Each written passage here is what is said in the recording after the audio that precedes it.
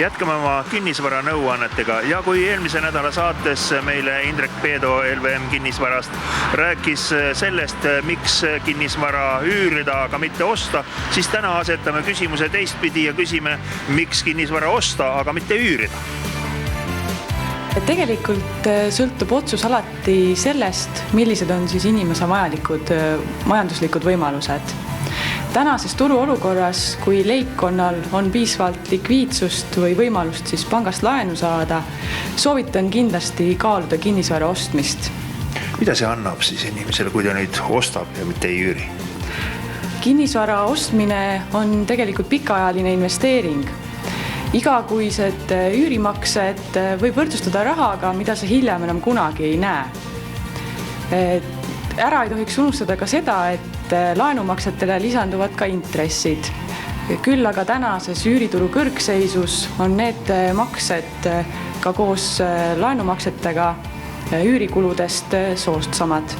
Saate mõne näite ka tuua, et konkreetsed numbrid nagu asja paika paneksid? Näiteks eelmisel kuul siis müüdsin Tallinna kesklinnas ühetoalise korteri, mille hind oli 30 000 eurot ja hetkel on sarnaste korterite üürihinnad 200 euro piires.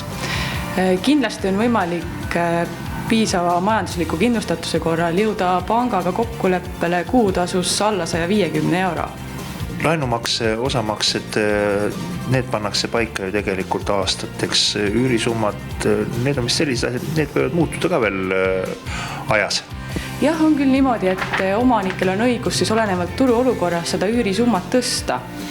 Et selles mõttes ka see omanikuks olemine on nagu stabiilsem, et laenumaksed ja see graafik on pikalt ette teada. Me oleme siin rahast rääkinud, aga kas kuskil on olemas sellised abivahendid, laenukalkulaatorid ka, et nad saaks neid võrrelda, mis on siis, kui ostan ja mis on siis, kui üürin?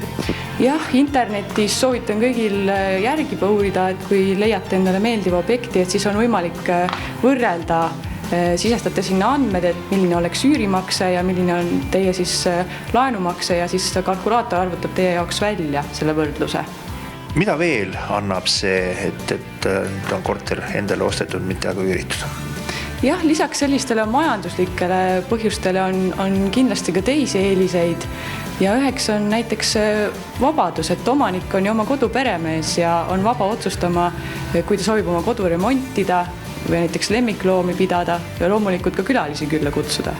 Näiteks kui noor perekond, kelle lapsed käivad siis kodu lähedal lasteaias või koolis, lõppeb ära neil üürileping, siis on nad sunnitud oma elukohta vahetama ja sellest tekib ka palju erinevaid probleeme, et kui olete ise kinnisvara omanik, siis on võimalik juba ette näha ja selliseid muresi võimalik vältida.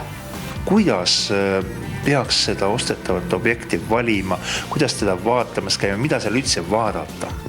No kõigepealt kõige olulisem on ikka see, mis teile endale meeldib, et tuleks lähtuda oma elustiilist ja väärtustest, et mida te peate ise oluliseks, kas on olulised terviserajad, lasteaiad, koolid või meeldib teile hoopis elada südalinnas? Kuidas on selliste raha kokkuhoiu võimalustega või maksesoodustustega ostu puhul? Jah, et maksesoodustused on kindlasti korteri ostu puhul üks teema. Nimelt võimaldab täna seadus siis maksustatavast tulust maha arvata endale eluaseme soetamiseks võetud laenu intressid. Seda küll nüüd ainult teatud summa ulatuses. Aga kuna nüüd lähenemas on tuludeklaratsiooni täitmise aeg, siis kindlasti tasuks seda meeles pidada. Niisiis meie 2 saate kokkuvõtteks kinnisvara tasub nii osta kui üürida, tuleb vaid endale selgeks teha, mida me tahame ja mis meile kõige kasulikum on ning asi tuleb korralikult enda jaoks läbi mõelda.